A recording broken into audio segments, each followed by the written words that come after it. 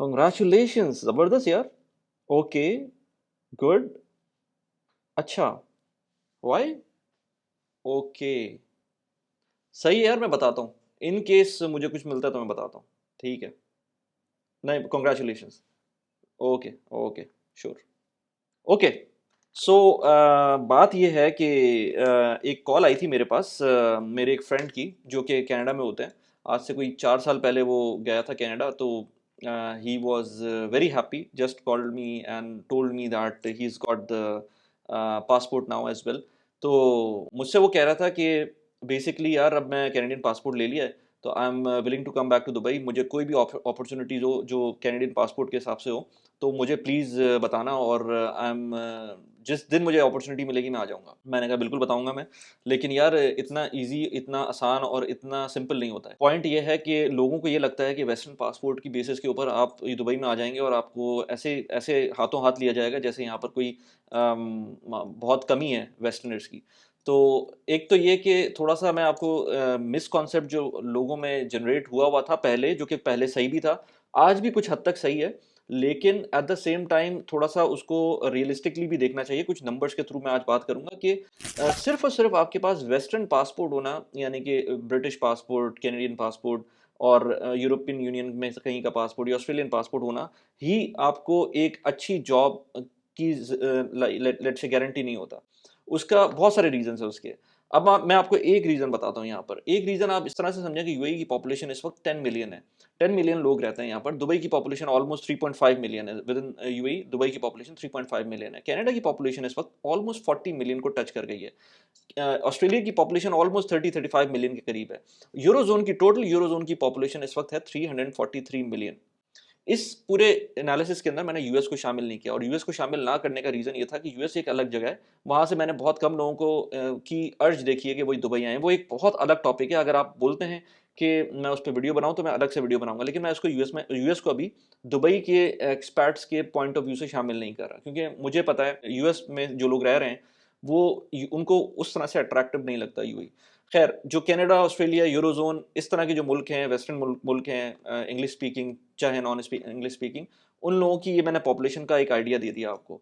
अब इनमें से मैं एटलीस्ट जिन देशियों को जानता हूँ, उनमें से आई वुड से कि एटलीस्ट 5 to 6% लोग ऐसे ऐसे होते हैं जिनको लाज़मी आना होता है। वैसे मैं एटलीस्ट बोल रहा हूँ, वैसे मुझे पता है ऑलमोस्ट 50% का मूड होता है कि वो दुबई आ जाएँ, चाहे उन्होंने पहले देखा हो दुबई या ना देखा हो, लेकिन वो उनका मूड होता है कि आ जाएँ। लेकिन to be on the conservative side, आप कहते हैं कि 5% लोग इन सारे मुल्कों में जो रह रहे हैं, वो चाहते हैं कि दुबई आ जाएँ। और मेरी बात को अगर आप कॉन्ट्राडिक्ट करना चाहते हैं, तो आप शौक से कर लें, लेकिन मुझे ये पता है कि ये नंबर, मेरा अजम्पशन ठीक है। अगर आप इन सारे रीजन को टोटल कर लें, 40 मिलियन कनाडा की पॉपुलेशन, ऑस्ट्रेलिया की 30 मिलियन और 340 मिलियन यूरोज़ोन की, तो तकरीबन 400 मिलियन की पॉपुलेशन बनती है, जो कि अगर आप 5% पे निकालें, तकरीबन कोई 2 मिलियन लोग मूव करना चाहते हैं दुबई। तो 2 मिलियन लोग जो मूव करना चाहते हैं दुबई, अगर आप यूएई की करंट पॉपुलेशन देखेंगे, तो वो 10 मिलियन है। अब बाकी वो 2% लोग आ सकते हैं, और ख़ास तौर पे जो नए इमिग्रेंट हैं, वो भी आ सकते हैं दुबई। तो जो ख़ास तौर पे नए, जिस तरह मेरे दोस्त ने बात की अभी, तो वो मिसकॉन्सेप्ट है कि आपको दुबई हाथों हाथ लेगा और आपको आराम से कोई जॉब मिल जाएगी और बहुत अच्छे पैसों की मिलेगी। यहाँ पर गोरों को मैंने 15-15 हज़ार दिरहम की जॉब करते हुए देखा है, क्योंकि अगर आपके पास कोई स्किल सेट नहीं होता है, तो आपको फिर अच्छी अपॉर्चुनिटी नहीं मिलेगी। अब बहुत सारे लोग मुझसे अगेन कॉन्ट्रडिक्ट करेंगे, कहेंगे कि यार 15,000 दिरहम में गोरा क्यों काम करेगा? लेकिन करते हैं, क्योंकि उनको इवन वहाँ पर उससे अच्छे पैसे नहीं मिल रहे होते, या थोड़े बहुत पैसों के लिए वो आते हैं। उनका माइंडसेट डिफरेंट होता है, उनको नई जगह देखनी होती है, वो यहाँ पर मूव कर जाते हैं, 2 साल काम करते हैं, चले जाते हैं। हमारी तरह नहीं कि पूरी-पूरी ज़िंदगी यहाँ पर गुज़ार दें उसी पैसों के अंदर। खैर, तो मैंने यहाँ पर अपनी अपनी अच्छा, अब बात करते हैं बाय द वे पाकिस्तान की पॉपुलेशन की। तो पाकिस्तान की पॉपुलेशन है 250 मिलियन। इंडिया की पॉपुलेशन की बात करें तो वो 1.5 बिलियन के करीब है वो पॉपुलेशन, 1500 मिलियन। तो दोनों मुल्कों की मिला ले तो 17-18 100 मिलियन के करीब वहाँ से लोग आ सकते हैं। तो इतने लोग आने को और पाकिस्तान और इंडिया में तो आप 99% लोगों का मूड है कि वो दुबई मूव कर जाएँ, जॉब मिले ना मिले वो बस यहाँ पर आ जाएँ। तो नहीं, जॉब मिलनी चाहिए, क्योंकि जॉब के बगैर तो बहुत मुश्किल है यहाँ रहना। लेकिन खैर, अब वो लोग जितना आने को तैयार हैं, इसी तरह से वहाँ से जो वेस्टर्न कंट्रीज से आने को तैयार हैं लोग, तो यूएई के अंदर इतनी बड़ी जगह थोड़ी है कि यहाँ पर इतने लोग रह सकें। 10 मिलियन की टोटल पॉपुलेशन है, कितने बढ़ जाएंगे वहाँ पर लोग। तो इसलिए अपना इस मिस कॉन्सेप्ट को ख़त्म होना चाहिए, जो ख़ासतौर पर देसी एक्सपर्ट्स हैं कि आपको मुंह मांगे पैसे मिलेंगे यहाँ पर। मैं ऐसे लोगों को भी जानता हूँ यहाँ पर जो ऑस्ट्रेलियन पासपोर्ट और ब्रिटिश पासपोर्ट के ऊपर यहाँ पर काम कर रहे हैं, और पाकिस्तानियों या इंडियंस को, जो इंडियन पासपोर्ट होल्डर हैं या पाकिस्तानी पासपोर्ट होल्डर्स हैं, उनको रिपोर्ट कर रहे हैं। तो it all depends on what your circumstances are, it all depends on your skill set as well. अगर किसी का स्किल सेट ऐसा है जो कि यहाँ पर एक्वायर करना ज़रूरी है, या यहाँ यहाँ की जो मार्केट है उसको इम्पॉर्टेंट है, तो फिर तो आपको कुछ भी करके वो वहाँ से खींच के ले आएंगे। लेकिन अगर आपका स्किल सेट नहीं है वैसा, आपको सिर्फ और सिर्फ पासपोर्ट की बेसिस के ऊपर आप नहीं आ सकते, और अगर आप पासपोर्ट की बेसिस के ऊपर बात भी करें तो स्किन कलर की बेसिस के ऊपर फिर सेकंड लेवल के ऊपर आ जाते हैं हम, तो वो एक अलग ही टॉपिक है। स्किन स्किन कलर और पासपोर्ट दो अलग अलग चीज़ें हैं, तो वो उसके ऊपर भी बंदे को सोचना चाहिए कि आपका जो स्टेटस है वो इस तरह से नहीं बनता कि आप सिर्फ और सिर्फ पासपोर्ट की बेसिस, हाँ पासपोर्ट की बेसिस के ऊपर कहाँ पर फ़ायदा होता है, ऐसी जगहों पर फ़ायदा होता है जहाँ पर आपकी ट्रैवलिंग ज़्यादा हो।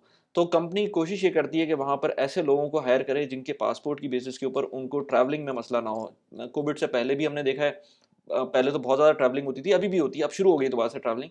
लेकिन उस वक़्त मैंने खुद ऐसे लोगों को जानता हूँ जिनके पास let's say for some reason उनको, कंपनी को नहीं पता चला कि इस बंदे के पास कैनेडियन पासपोर्ट है या लेट्स से पाकिस्तानी पासपोर्ट है। जब सारा कुछ हो गया, बाद में पता चला कि यार बंदे के पास पाकिस्तानी पासपोर्ट है, तो फिर उन्होंने उस बंदे को सॉरी कहा, अपोलोजाइज़ किया, and reason was given that इस जॉब के लिए काफ़ी एक्सटेंसिव ट्रैवलिंग है, तो हम चाहते हैं कि ऐसा बंदा आए जिसके पास पासपोर्ट का मसला ना हो। तो ये कभी-कभी वैलिड रीज़न बन सकता है। अपार्ट फ्रॉम दैट कोई ऐसा रीज़न नहीं बनता कि आपको being in the same skin colour, being in the same kind of skill set, आपको डिफरेंट किस्म की आपको प्रेफ़रेंस दी जाए जस्ट बिकॉज़ आपका पासपोर्ट का कलर डिफरेंट है। तो ये थोड़ी-सी मिसअंडरस्टैंडिंग थी, मैंने कहा ये क्लियर होनी चाहिए। अच्छा, मैं फर्दर बात भी करता हूँ, थोड़ी-सी इसको टच कर लेते हैं कि यूएस के जो एक्सपर्ट्स होते हैं वो आपको नज़र क्यों नहीं आते यूएई के अंदर। ये एक फैक्ट है जिसके बारे में मैं आपसे अभी बात करता हूँ, लेकिन उससे पहले प्लीज़ इस वीडियो को लाइक कर दें और चैनल को सब्सक्राइब कर दें। मैं पर्सनल फाइनेंस के ऊपर वीडियोज़ बनाता हूँ। हर हफ्ते एटलीस्ट 3 वीडियोज़, आपको नई वीडियोज़, फ्रेश वीडियोज़ आती हैं इस चैनल के ऊपर, तो प्लीज़ चैनल को सब्सक्राइब कर दें। अपनी सपोर्ट को शो करना है तो प्लीज़ पेटीएम के ऊपर मुझको शो कर सकते हैं अपनी सपोर्ट, patreon.com/वली खान के ऊपर मुझको सपोर्ट कर सकते हैं। और मैं एक न्यूज़लेटर भी निकालता हूँ, उसको भी सब्सक्राइब कर दें। मैं प्रोडक्टिविटी के ऊपर मल्टीपल बातें करता हूँ, तो ये अभी मुझे ख्याल आया कि मैं बताऊँ कि ये मैंने एक माउस लिया था। इसका एफिलिएट लिंक नीचे अमेज़न का आपको नज़र आ रहा होगा, उसको आप जाके क्लिक करके देख सकते हैं। मैंने डेस्क सेटअप के ऊपर अलग से वीडियो बनाई थी, उसके अंदर भी मैंने इसको पूरा डिटेल में डिस्कस किया था। बहुत ज़बरदस्त माउस है, मुझे एडिटिंग वगैरह के अंदर बहुत फ़ायदा करता है। मैंने कहा कि जब मैं फाइनेंस के ऊपर वीडियोज़ बना रहा होता हूँ, तो मैं हर वीडियो के अंदर कोई ना कोई अपनी प्रोडक्ट बताऊँ जो मैं यूज़ करता हूँ, ताकि आपको भी उसमें पता चल सके उसका यूज़ केस। इसका यूज़ केस ये है कि इसके अंदर जो व्हील है, वो बहुत प्रिसाइज़ व्हील है, और प्लस ये कि इसके अंदर जितने बटन्स हैं, उसमें मुझको बड़ा फ़ायदा होता है। ख़ास तौर पे जब मैं एक्सेल यूज़ करता हूँ, एमएस एक्सेल यूज़ करता हूँ, या जो मेरा फाइनल कट प्रो का एडिटिंग सूट है वो यूज़ करता हूँ, या और प्लस ये कि इसके अंदर आप मल्टीपल जो बटन्स हैं वो यूज़ कर सकते हैं just to connect your different devices. तो बहुत ज़बरदस्त किस्म का एक टूल है। मैंने कहा एक थोड़ा सा ओवरव्यू दे दूं। अब बात करते हैं यूएस एक्सपर्ट्स क्यों नहीं यूएई आते, या उनको इतना अट्रैक्टिव क्यों नहीं लगता। उसके मल्टीपल रीजंस हैं। मैं आपको कुछ रीजंस बताता हूँ। यूएस के अंदर एक तो जो टैक्स रेट है वो बाकी वेस्टर्न कंट्रीज से ज़्यादा नहीं है, थोड़ा सा कम ही है, तो इसलिए उनको टैक्स की जो इम्पैक्ट पड़ता है वो उस तरह से नहीं पड़ता, तो उनको उस तरह का फ़ायदा नज़र नहीं आता। कनाडा में लेट से 40% है टैक्स, तो यूएस के अंदर लेट से 35% जा रहा होता है, तो वो इतना ज़्यादा डिफरेंस नहीं है। ये तो एक बात हो गई। दूसरी बात ये कि यूएस में ऑलरेडी सैलरीज बहुत हाई होती हैं। अगर मैं आपसे बात करूं तो सिमिलर काइंड ऑफ, अगर आप जॉब, मैं अपनी जॉब की बात करूंगा, मैंने कुछ लोगों से और इंटरव्यू किया हुआ है, उनसे बात की हुई है, मैंने अलग से एक बहरोज से भी बात की थी इस बारे में, लेकिन मुझे अपनी इंडस्ट्री का पता है। तो अगर मैं अपनी इंडस्ट्री की बात करूं तो किसी को अगर $1,00,000 लेट से कनाडा में मिल रहे हैं, तो उसी स्किल सेट के साथ उसको $1,50,000 यूएस डॉलर्स उसको यूएस में मिलेंगे, जो कि ऑलमोस्ट 1.5 से 2 के दरमियान के करीब का डिफरेंस आ जाता है। तो काफ़ी बड़ा डिफरेंस है, जो कि आपको कंपेयर करें यूएस और कनाडा में तो मिलता है। तो आपको ऑलरेडी यूएस के अंदर ज़्यादा अच्छी सैलरीज मिल रही होती हैं। On top of that tax भी थोड़ा सा कम होता है। ठीक है, वो वहाँ पर मेडिकल वगैरह फ्री नहीं है, लेकिन आप, अगर आपका एम्प्लॉयर अच्छा है तो आपको इंश्योरेंस वगैरह मिल जाती है। अच्छा, ये जो दूसरा एक चीज़ हो गई। तीसरा एक मसला ये है कि वहाँ पर जो अगर आप यूएस से बाहर होते हैं और सर्टेन अमाउंट से ज़्यादा आपको आपकी इनकम हो जाती है, मंथली सैलरी ज़्यादा हो जाती है, तो जितने भी बाकी मुल्क हैं वो आपको टैक्सेशन फ्री कर देते हैं आपके लिए, यानी कि अगर आप लेट्स से कैनेडियन सिटीजन हैं और आप दुबई में काम कर रहे हैं तो आपको कनाडा में रहते हुए रहने का जो टैक्स है वो नहीं देना पड़ेगा। इसी तरह से अगर आप ऑस्ट्रेलिया में रह रहे हैं और आप ऑस्ट्रेलिया से निकलते हैं, आप लेट्स से दुबई आ जाते हैं, पाकिस्तान आ जाते हैं, कहीं भी चले जाते हैं, तो जो भी आपकी इनकम आउटसाइड ऑस्ट्रेलिया है उसके ऊपर आपको टैक्स नहीं देना, अगर आप ऑस्ट्रेलियन रेजिडेंट नहीं है या लेट्स से कैनेडियन रेजिडेंट नहीं है।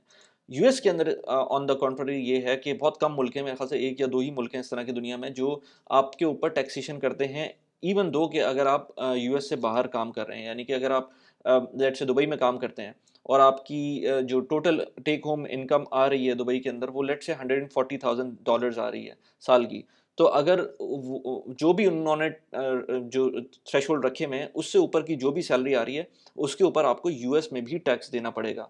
तो इसलिए ये बहुत इंपॉर्टेंट हो जाता है यूएस सिटीजन्स के लिए कि वो अपना प्लान करें ऐसी जगह पर, दुबई जैसी जगह पर जो कि पूरी दुनिया के लिए टैक्स हेवन है और लोग समझते हैं कि यहाँ पर बहुत अच्छी सैलरीज मिलती हैं, लेकिन जब वो यूएस सिटीजन यहाँ मूव करने की बात सोचते हैं तो उनको 3-4 कंसिडरेशंस ऐसी होती हैं जो कि उनको रोकती हैं यहाँ आने के लिए।